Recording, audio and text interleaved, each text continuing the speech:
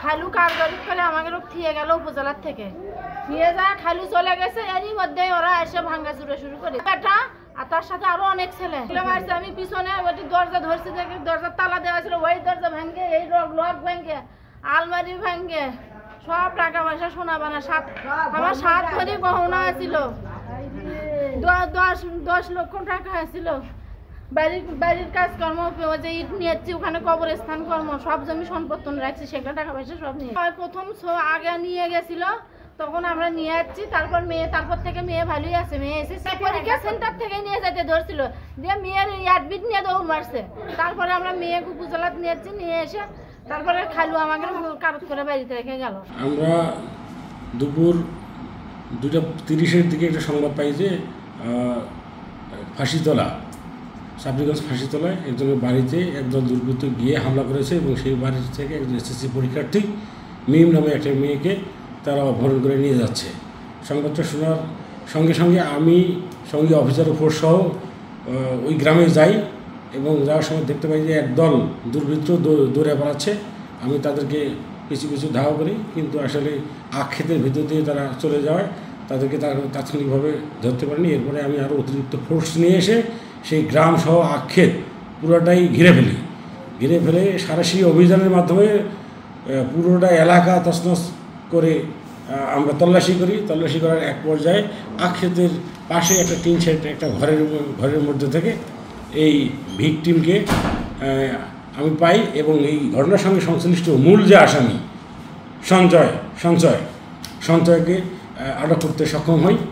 অপরাপর যারা ছিল তারা ওই নদীর ধার দিয়ে দৌড়িয়ে পালিয়ে যায়। আমরা অনেকেই শনাক্ত করতে সক্ষম হয়েছি। অভিযান চলছে, দ্রুততম সময়ের মধ্যে যারা এই ঘটনার সঙ্গে সংশ্লিষ্ট তাদেরকে আমরা গ্রেপ্তার করে আইনানুগ ব্যবস্থা গ্রহণ করব।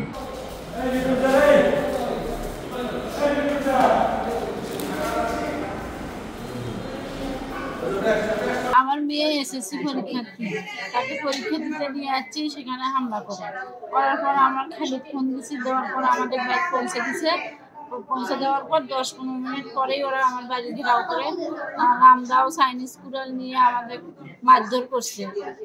দরজা সব রুমের দরজা ভাঙছে, আমার টাকা পয়সা 7 ভরি স্বর্ণ সব নিয়ে গেছে, 10 লক্ষ টাকার মতো। রাফির ছেলে, অনেক ছেলে পেলে 30-40 জন ছেলে পেলে। প্রথম ঘটনা কি করা আছে, দরজা ভাঙল, বেটার বাথরুম ঢুকে নিয়ে আসা আমার নাটি বোন খয়বারের বেটা লুকিয়ে নিয়ে আসা, বেটাও লুকিয়ে আসা।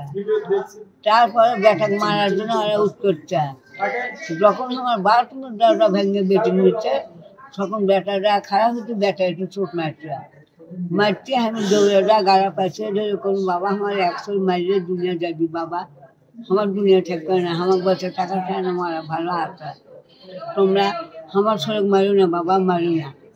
তখনই মারা বাদ দিয়ে আমি সড়ক পৌঁছে দিয়ে দাঁড়িয়েছি আর অকবাই করে নিয়ে লড়া চলে গেছে।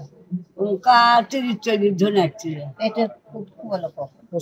আর তখন মেহের ধরছে, অস্ত্র হলে কুড়াল আর আমরাও।